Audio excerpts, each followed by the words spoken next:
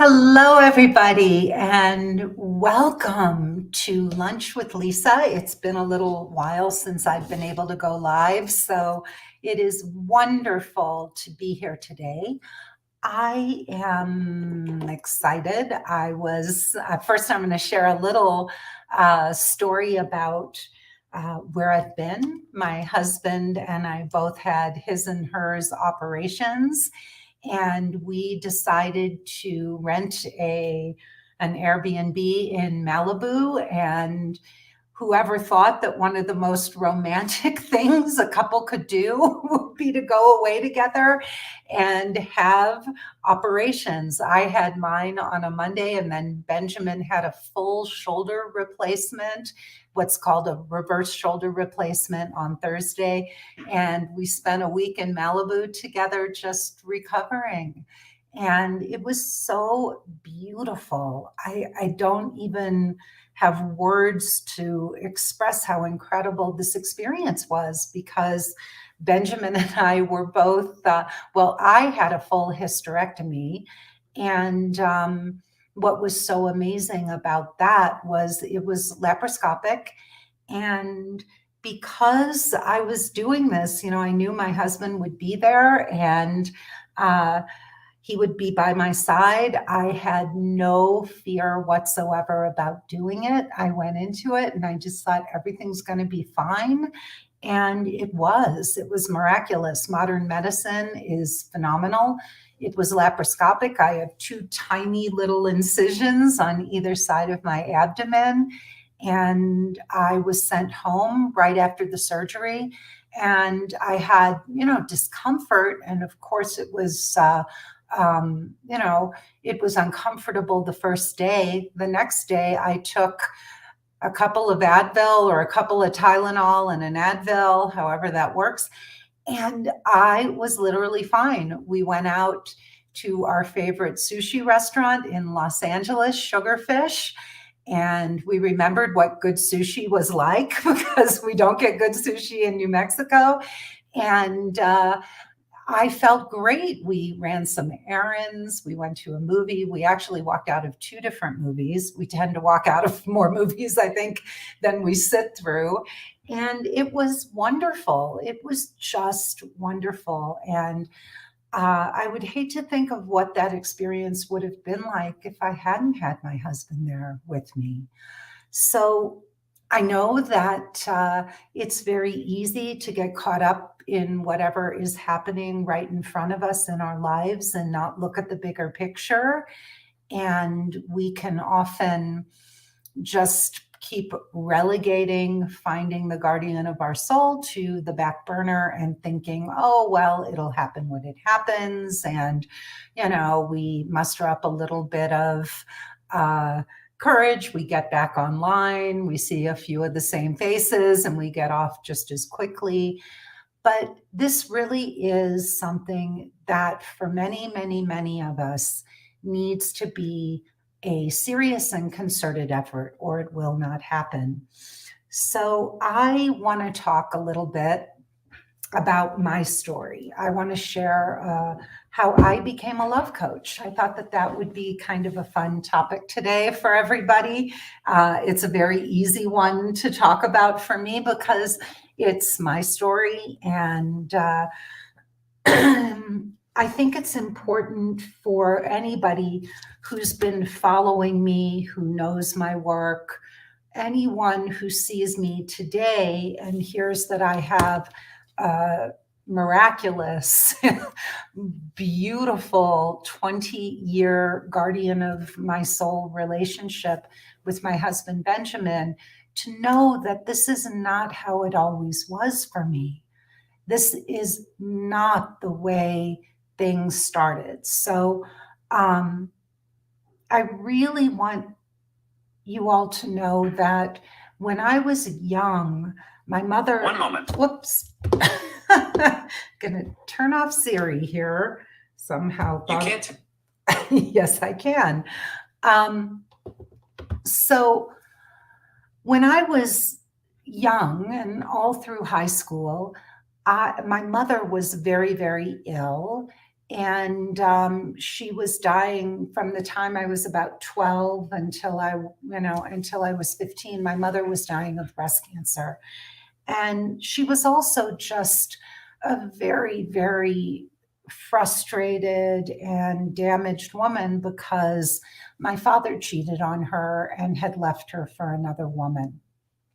So my mother had a lot of anger and she was dealing with major life issues, death and dying. And of course, all of that affected me as a child. And I had almost no real love and support and guidance as a little girl. I had nobody to talk to or go to. And I was also being bullied and teased in school. I was very introverted. And because my dad was an alcoholic, I was also codependent. I walked on eggshells. I didn't feel seen. I didn't feel like anybody really liked me, not even my own mother. And so growing up, I was incredibly insecure. Um, and codependent. So I want to put both of those things out there. I grew up with deep, deep, deep codependent issues and feelings of tremendous insecurity. I never felt like I fit in. I always felt like an outcast. I was always overthinking everything I said or did. Oh my God, that was the wrong thing to say. And why did you say that? And oh my God, you're so stupid. These were the tapes that were playing constantly in my head. And a lot of that was also being reflected back to me and the people around me. I was judged, I was criticized, and I was bullied and teased, and I just felt awkward and insecure and like I never fit in. On the flip side, I did have a lot of opportunities and privilege. I came from a wonderful, from a family that had a certain amount of affluence. And I was very fortunate to always have lovely things, beautiful clothes, and wonderful vacations. My family loved to travel, and I got to see some incredible places when I was young. And that was really at a time when nobody traveled. This was very, very unusual for someone to travel the way that I did when I was a girl. In fact, my grandmother, when my mom died, I was 15.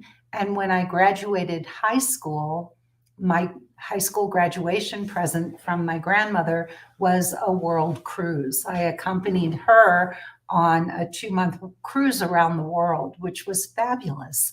So I had a lot of privilege and opportunity, but that didn't take away the fact that I was, insecure and codependent and felt like nobody really liked me and like I didn't fit in. And to top it off, my father was an alcoholic and an addict in, many senses of the word. And I did not get along with his wife, his second wife at all. So I felt like I had almost no relationship with him. So I had very little parenting. And then my grandmother passed away. My mom died of breast cancer, and then my grandmother died of endometrial cancer when I was 21. So I was pretty much left on my own, except, I have one brother, and that was really it. My father wound up having a child with his third wife, who is in her early 20s now. So there's a vast age difference between the two of us. So I have a much, much, much younger half sister, and I have an older brother. That's really my entire family. Um, I remember when I was a little girl and I was getting teased and I was bullied and I didn't feel like I fit in. I barely felt like I had friends. And I remember I would spend time staring into the mirror and I would fantasize. I would think, I had this fantasy that I think a lot of little girls probably have, especially little girls who don't fit in, who don't feel liked, who don't get attention from boys, who don't feel pretty. I was actually a bit overweight. I've always struggled with my weight and gone up and down. But I would stare in the mirror and I remember telling myself, one day you are going to meet the most wonderful man, and he is going to really see how special you are. And he is going to fall in love with you. And he is going to treat you like a queen. This man will do everything in the world for you, and he will adore you. And he will be a man who you admire and respect and look up to, and your life is going to be wonderful. And I used to tell myself that over and over again, just standing in the mirror. So I never, ever, ever really had a boyfriend. There may have been men in my early life, all the way up through college in a way. There were men I know, guys who were interested in me, but I was so insecure that I really did push those guys away. So anyone who tried to get close to me, I mean, the level of insecurity, because I felt so unliked and unseen and like I didn't fit in, it was impossible for me to believe that a guy would actually like me. And so even when those opportunities did come up, and I can think of a few boys who were interested in me growing up, but I pushed them away because I was so deeply insecure. I didn't even know what to do with that kind of attention. I didn't know how to be around boys. I didn't know what to say to them. And I really had no relationship with my father or my brother growing up. And so it wasn't until I graduated. I mean, I had some interactions with guys in college, and I started to see that, yes, there were guys who were interested in me, but none of them, for whatever reason, whether I was so avoidant and I just couldn't see their good qualities or what was going on, I don't know, but I couldn't let any of these guys in, none of them.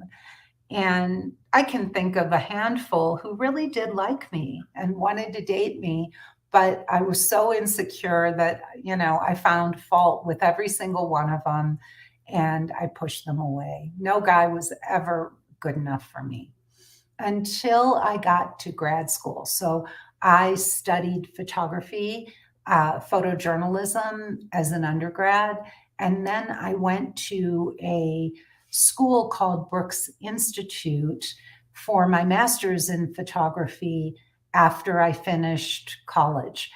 And in the very first week of my very first class, I met the man who would become my future husband.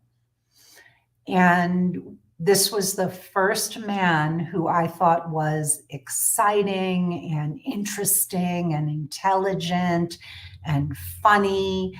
And we became kind of the it couple in our class at Brooks. And we wound up spending all of our time together, doing our projects together when we were in school. And we also wound up dropping out. We went from Brooks to Los Angeles, and we got a studio in the new.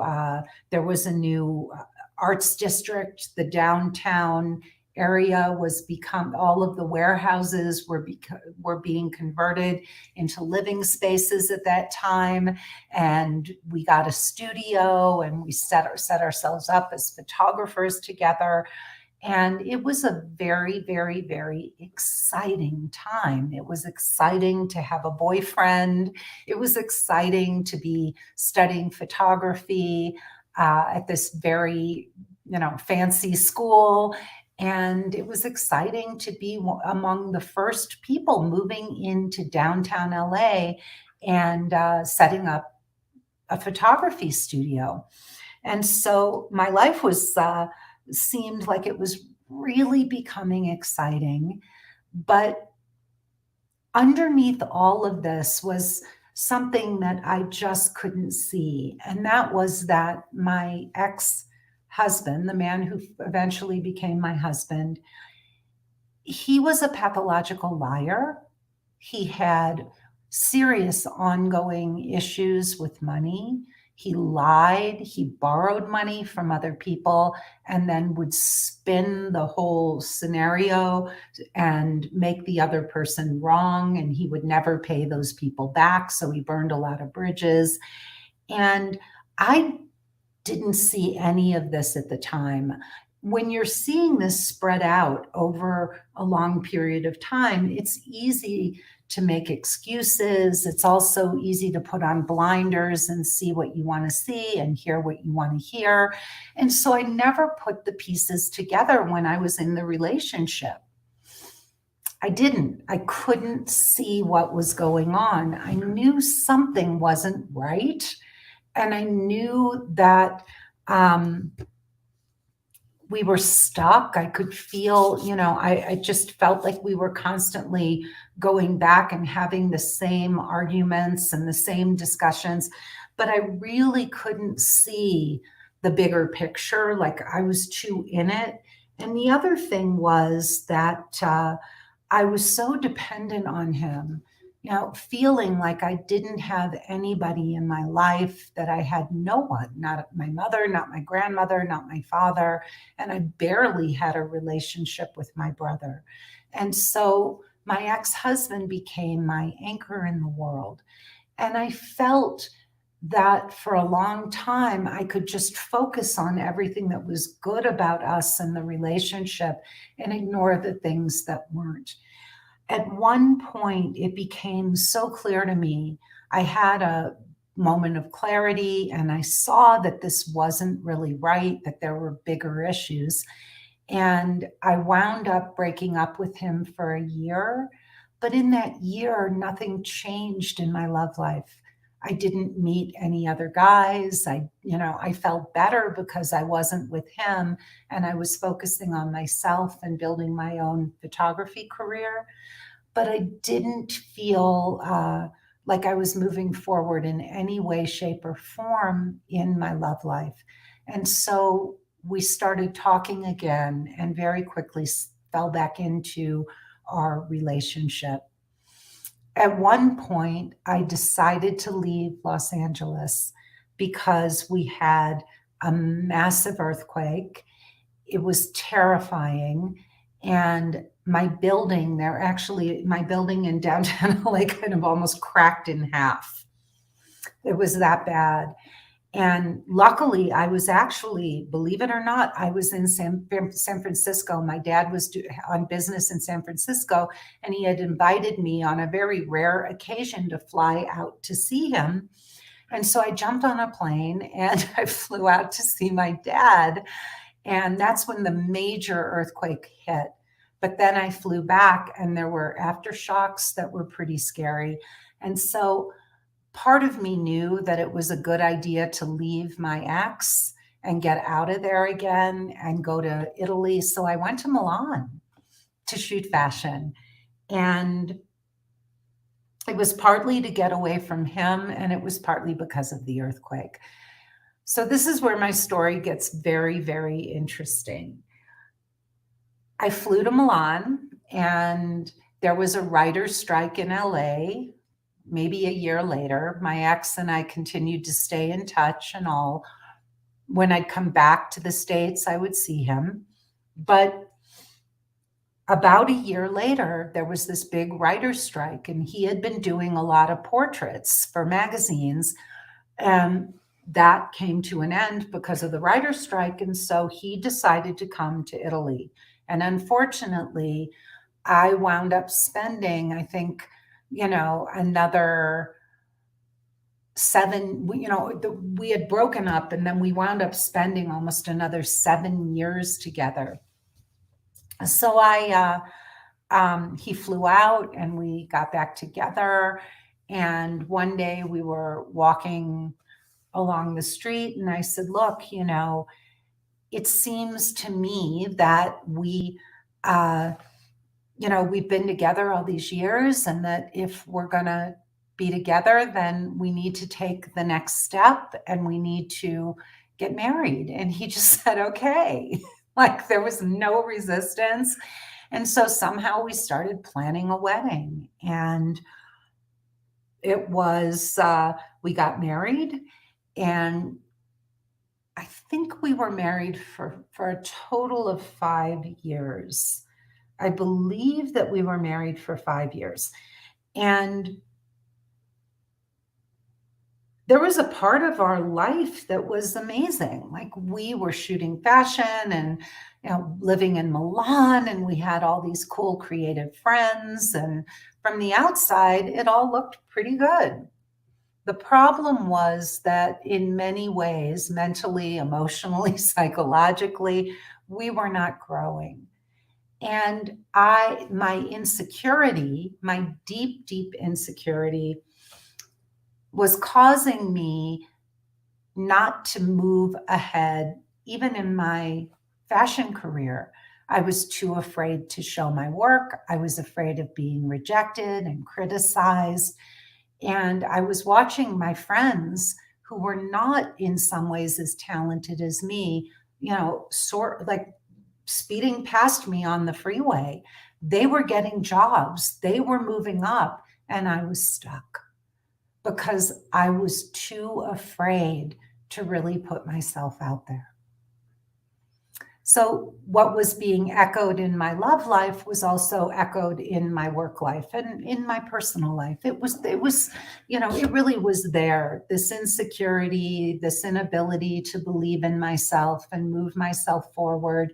And then on top of it, my husband and I had ongoing financial problems.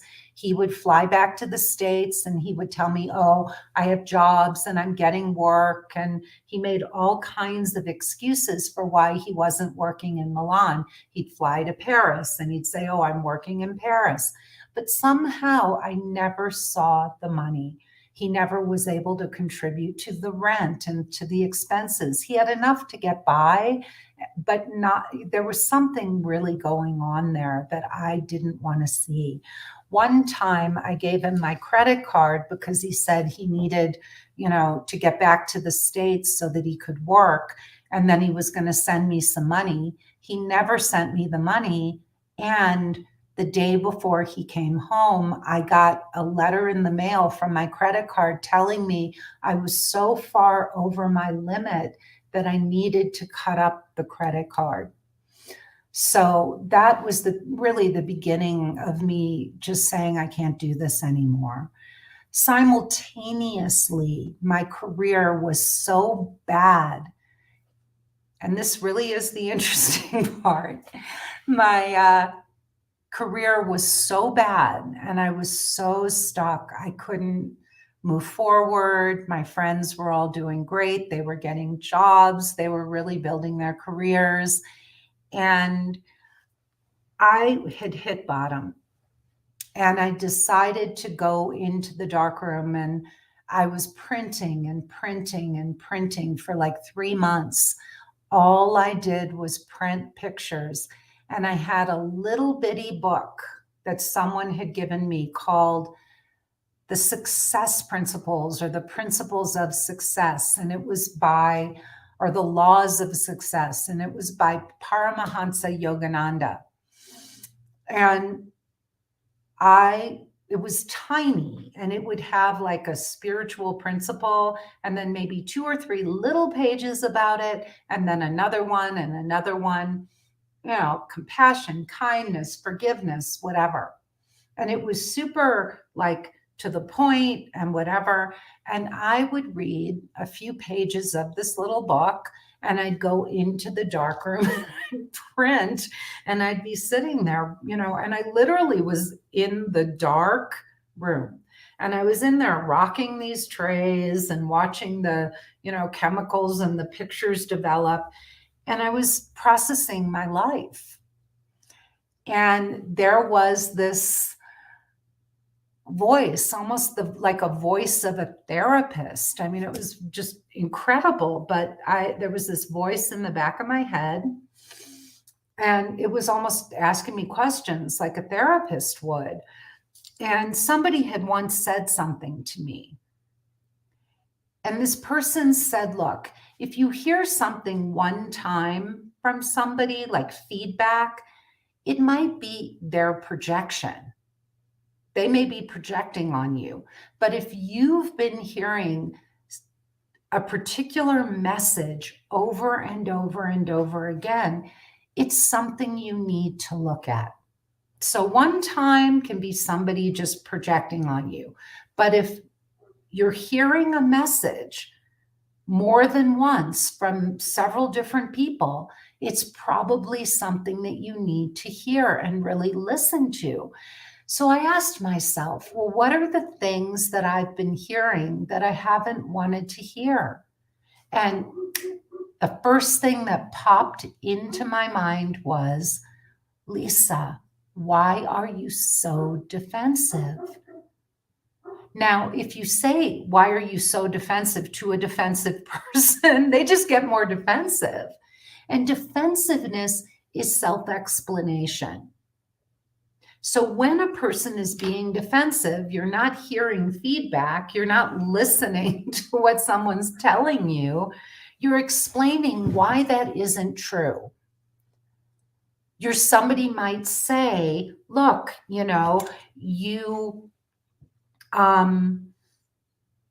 I don't know what, somebody might give you some feedback and say, hey, what you said was hurtful.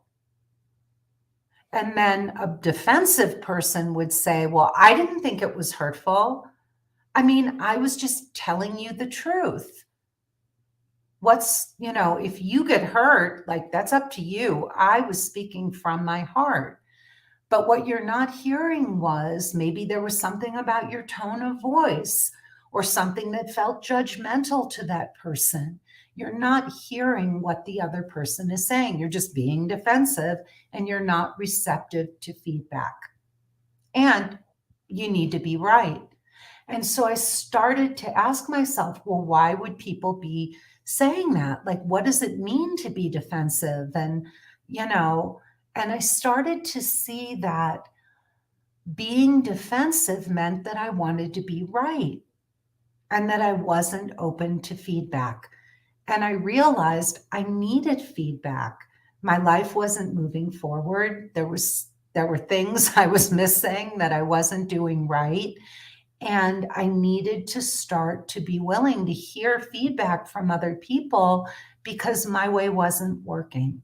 Now, I knew that I was defensive because I had been a target growing up and I had had very little positive reinforcement, but I needed to learn how to listen and accept feedback from people and not take that feedback as criticism, but be able to hear what the other person was saying so that I could grow and I could start to see why I was stuck. What was I doing? Right? And so that was the first thing. And I told myself, this goes back to Don Miguel Ruiz, who later became one of my mentors and teachers. And Don Miguel talks about don't take anything personally.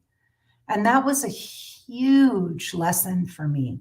I started to crack it open when I was in the darkroom in Milan, but I really, really, really was able to conquer that behavior when I worked with Don Miguel. Was not an overnight thing. And partially the reason for that was because my father, being an alcoholic, addicts by nature are narcissists. If you see in the AA Big Book, one of the things it says there is that addicts are narcissists in the extreme.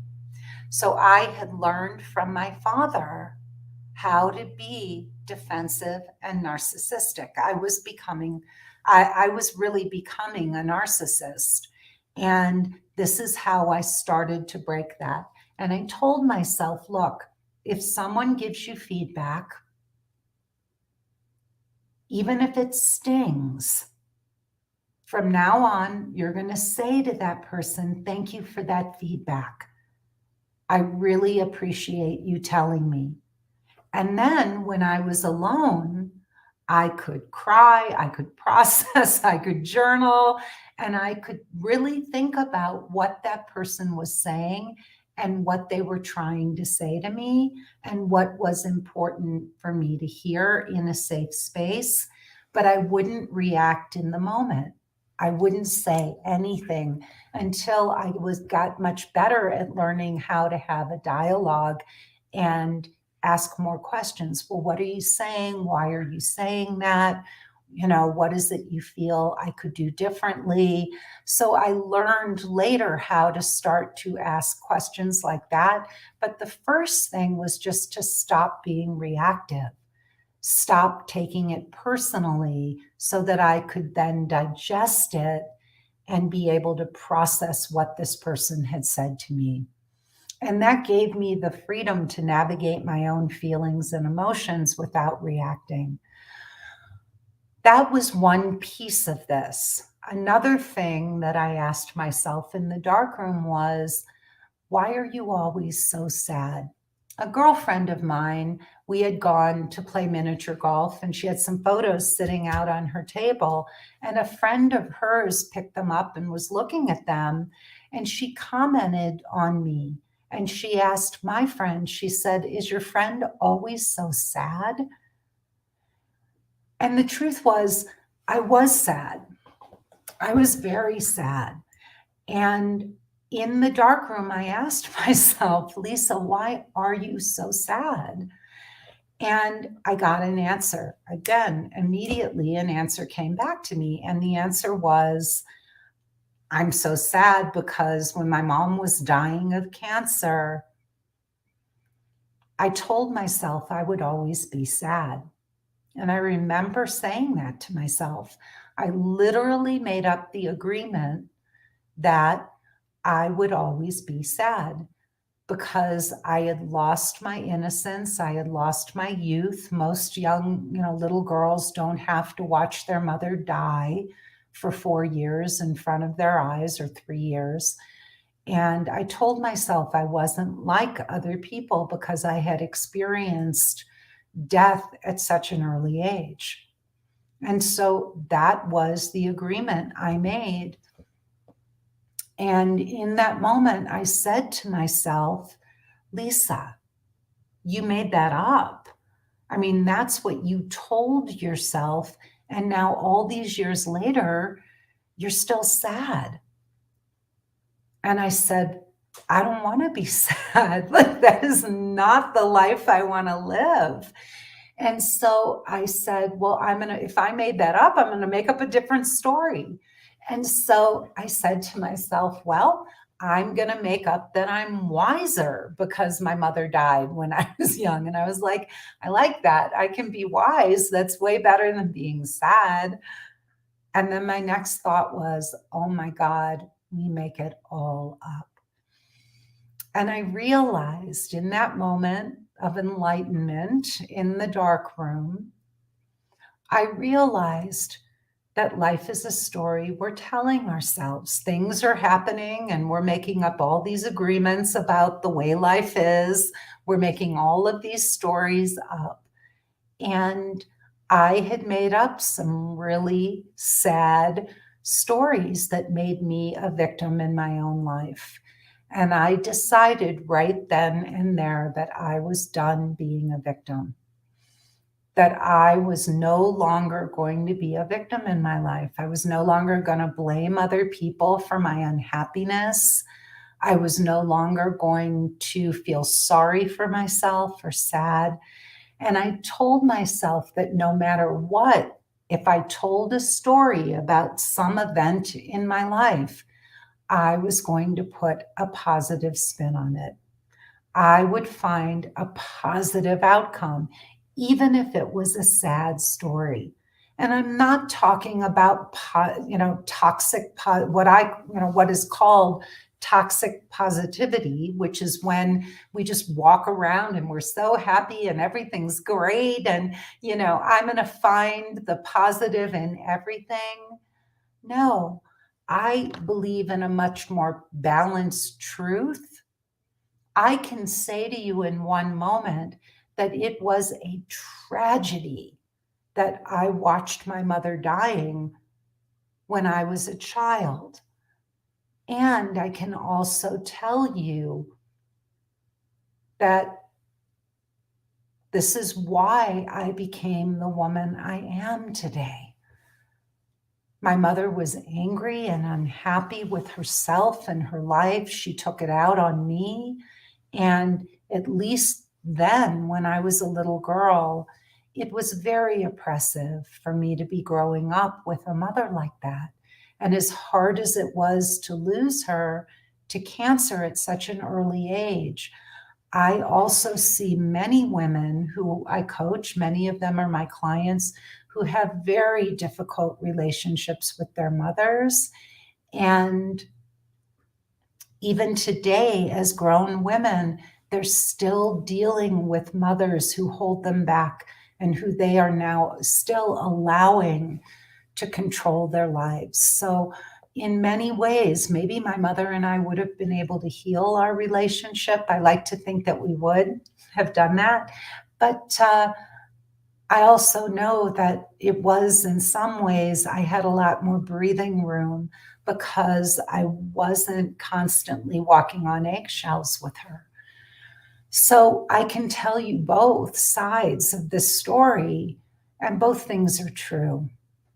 But there's a balance. I'm able to see both the positive and the negative, and I choose to be the victor, the hero of my own stories. So I made up this agreement when I was in the dark room, and then I kept getting better and better. I kept feeling more and more confident and ready to move forward in my life. And while I was in that dark room, I also did something that was inconceivable to me. I started to imagine a life without my husband. I started to think about if our relationship ended, my biggest fear was that he was going to figure out that I wasn't going to ever get my life together. And what I started to realize was that we were kind of on a sinking ship. We were holding each other back. And that in order for me to move forward with my life, I had to leave.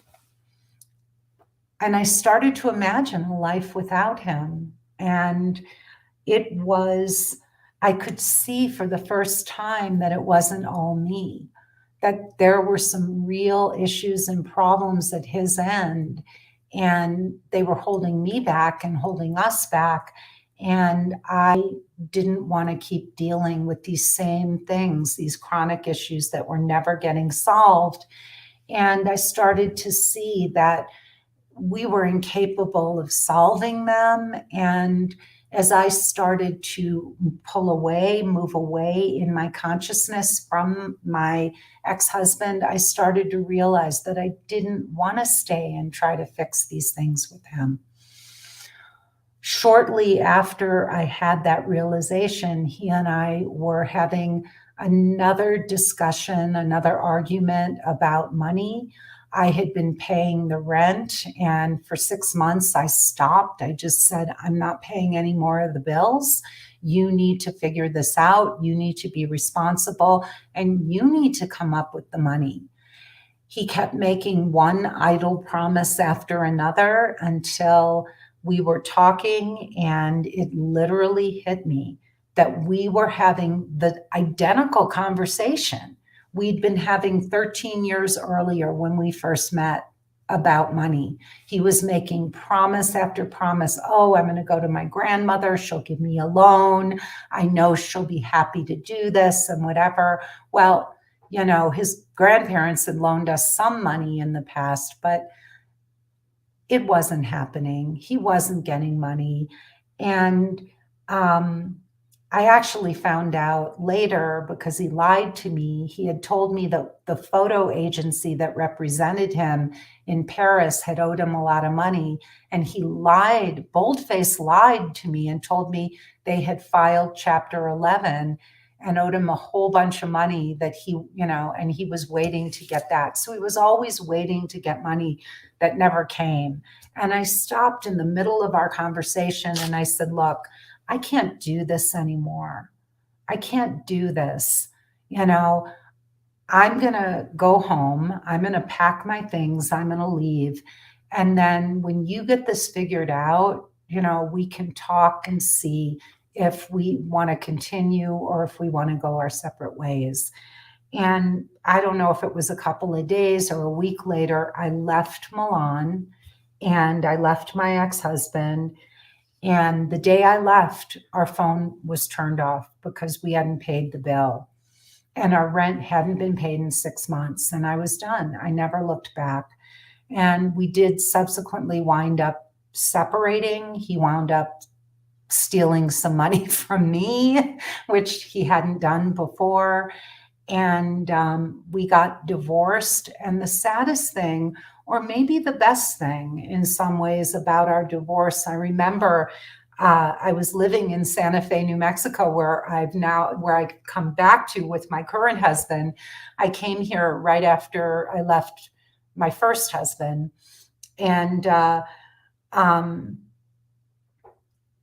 was here and I went to file the divorce papers. And when I drove up to the law office, it was pouring rain. And I went inside to give them the papers. And when I walked outside, there was literally a double rainbow across the sky. And I just thought, I don't make up a lot of stories, but I thought, that's supposed to be a really good omen, and I'm going to take it. So I filed the papers, but I remember when the lawyer had said to me, she said to me, you don't have any communal property? And I said, no, none. And she said, after 13 years? And I said, nope, nothing. And she said, not even a joint bank account or a credit card? And I said, nope, zero. In fact, we had even gone down to a discount jewelry store in downtown LA. And he and I had both individually paid $60 for our gold wedding bands, $60 each. I bought mine, he bought his. Nothing. So it was a blessing and a curse, but thank God my Uncle Sid, who was a lawyer, he got us to sign an agreement before we got married. So he protected any money, any property I had before I met him. I left my ex-husband. I spent some time in Santa Fe. This is where I discovered Don Miguel Ruiz, the author of the Four Agreements. I started doing some work with him and with my dear, dear friend and coach, Rita Rivera. Rita has now been coaching for me in my program, and she is amazing. She was one of the first people to start working with Don Miguel. She taught all over the world with him side by side, and then came on to coach with me in my program. So I met Rita, I met Don Miguel, I started doing all of this wonderful work on myself. And one of the things I told myself was, Lisa, you don't have another 13 years to waste. By that time I was 34 and I wanted to get this solved.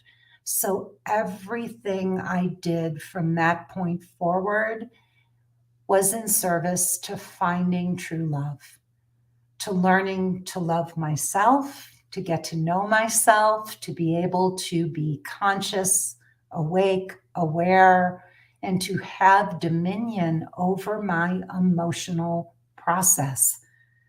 This was my journey, to learn how not to take things personally and become non-reactive, to what other people say and do. Now, again, that is not an overnight process. Trust me. We can't see our own blind spots. And it can be very, very challenging to look in the mirror and to have other people reflect back to us the things that we don't like about ourselves. So it's taken years, years of personal growth work. I got my master's in spiritual psychology. I've worked with great mentors and teachers.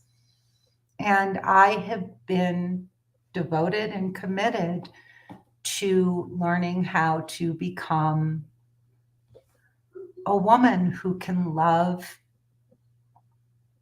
unconditionally. So I did all this work on myself. I spent about 6 years working nonstop. And then suddenly around comes my 40th birthday. And that was a wake-up call. I couldn't believe it. I was going to turn 40 and I was still single. And I lived in Los Angeles, California, and there are more stunningly beautiful women in that city than almost anywhere on the planet. And I thought, whoa, this sucks. I mean, now what am I going to do? I sat back and I started to really think about this. And I realized that, all the work I had done with Don Miguel, my master's, doing Landmark Forum, going to a 12-step program, I mean, everything I had done, it had helped me know and love myself better, but I still wasn't attracting quality men. And so I decided to face this issue head on. And at the time, there weren't love coaches. There was nobody out there. I mean, maybe there was, there were some outdated books or whatever. Internet dating was really just getting started. I didn't know who to go to for advice. And I got to say, it's in my nature to figure things out on my own. When I set my mind to something, I'm going to do it.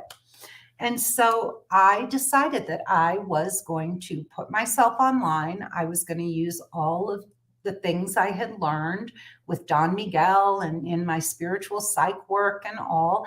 And I was going to apply all of that to the dating process.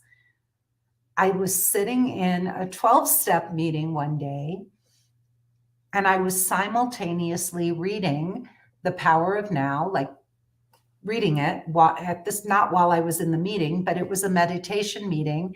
And that was kind of echoing, bouncing around in my head, this whole idea of being in the now. And as I was meditating, I had an incredible breakthrough. I had always thought that unconditional love was an ideal, but it wasn't real. It was something we strived for, but could never attain. And suddenly, in my mind, the pieces came together. And I realized that I thought that maybe I had to live 1,000 lifetimes and become like this perfect person to have a truly unconditionally loving relationship. And it hit me that no, like I could have this. This is real. This is out there. This is not a dream. And I started to see that if we only have the eternal now, if this moment is the only moment that's real, and this moment, we can do it now. We can have it in this lifetime.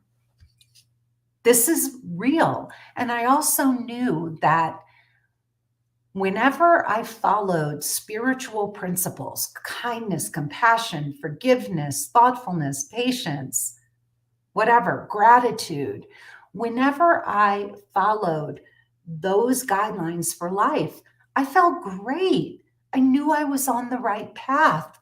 I felt good. And when I didn't make choices and decisions based on spiritual principles, I never felt good. When I was being selfish and self-centered and trying to get something, right? Get my needs met from other people. So it was a revelation to me. And I started to see that this is real. It's something we can have, and we can have it in this lifetime. And so I reverse engineered it. I said, well, who do I have to be in order to attract unconditional love? And I realized that I would have to first, everything works in reverse. So we can't have something until we're first willing to give it. So I was going to have to be willing to go out on dates, and I would have to find a man who I truly felt I could love and accept exactly the way he is, without wanting to fix him or change him or whatever. And so I proceeded to go on almost 95 first dates. And on the 96th date, I met my future husband, Benjamin. And when I looked into Benjamin's eyes, my very first thought was, oh my God, this is the kindest man I've ever met. And I could feel his kindness, and I knew it was real. And I knew that it was the kind of kindness that was conscious, that was deliberate, that was intentional. He wasn't nice. There's a big difference between someone who's nice and someone who is kind. And I knew when I sat down across from him on that date that this man wasn't like any other man I'd ever known. I had no idea where it would go. I had no idea if he'd ever call me again. I never, I didn't project. I didn't start planning the wedding, thinking about a future for us, because I was completely grounded and in the moment and open to whatever unfolded. Benjamin went home. He took his profile down the night we met, and he waited for me to come back. I had business in Vietnam. I was importing from Vietnam and Mexico at the time. I went and I took care of my business. It was a 3.5-week trip. He marked it on his calendar. And the day I got back, he wrote to me and invited me out again. And 20 years later, he is the guardian of my soul. 3 months into knowing me, Benjamin said to me, "You should be a coach or a therapist." And I said, "Why do you say that?" I felt so proud that he was thinking about me and that he saw me, and I respected his perspective and his insights. And he said, because this is your passion. This is the thing that you talk about, personal transformation. You may have been excited about importing at one time, but that's not who you are now. And I heard him, and I was getting ready to finish my second year of my master's program, which, by the way, we read one of the 4 books Benjamin wrote with his best friend, Richard Carlson, who wrote Don't Sweat the Small Stuff. We read Benjamin's book, Handbook for the Heart, in my course, which was unbelievable. And he said, this is your passion. This is really what you should do. So I called an ex-boyfriend who had expressed interest in my business. I said, you want to buy it? He bought it, and I enrolled in coaching training. And this has been the most wonderful decision of my life. I knew when I started that I wanted to coach love and relationships, and I wanted to show other women how to find what we have. My husband and I have a truly unconditionally loving relationship. In that book, Handbook for the Heart, Benjamin wrote the most beautiful essay I've ever read on love. I urge you to read it. It's absolutely extraordinary, and it will take your breath away. He is an incredible writer. In fact, he even writes the online dating profiles for the women in my course. And the men who read them say, I fell in love with her when I read her profile. So, in that beautiful piece that Benjamin wrote for Handbook for the Heart, he was talking about how two people who are in a loving romantic relationship should be. And he wrote the words, "We should be guardians of each other's souls." When he wrote those words, he'd never been the guardian of someone's soul, and he'd never found the guardian of his soul. But 20 years later, that's exactly what we've found. So that's why I became and how I became a love coach. This wasn't easy. I struggled. I felt invisible. I never went to a prom or a high school dance. I got bullied and teased, and I was codependent and deeply insecure. And yet, for 20 years, I've had the relationship most women dream of having. When I stood back and I asked myself on the precipice of my 40th birthday, what is love? How do we find it?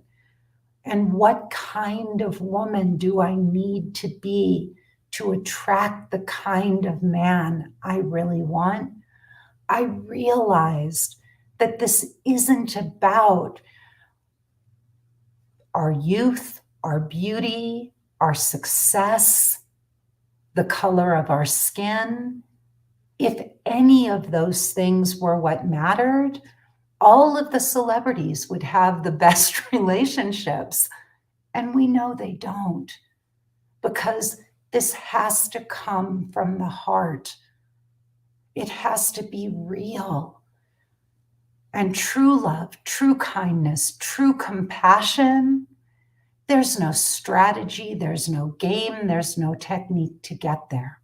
So if you love what I've just shared and you want to find the guardian of your soul, please go to lisashield.com, click the button, watch my free 45-minute presentation. And if you like what you hear, then let's jump on a call so a member of my team or me can show you how to do this in your own life. Don't waste any more time trying to figure this out on your own. All you're doing is wasting time. Could you figure it out? Yeah, maybe. But why would you spend a year or 3 years or 10 years in research mode when you could get a solution now, find the guardian of your soul, and have the life you're longing for now? This has been Lunch with Lisa. I do 2 podcasts a week, Lunch with Lisa and Getting Inside the Right Male Mind. Please like and rate my podcast wherever you find them. Tell your friends, your mother, your girlfriends, your brothers, your uncles, your fathers about this podcast. Benjamin and I are saying things no one else is saying in the way we say them. Also, you can find me on YouTube, and please give me a thumbs up there as well. And finally, go to lisashield.com and watch my free 45-minute presentation. Thank you so much for listening, and I will see you again.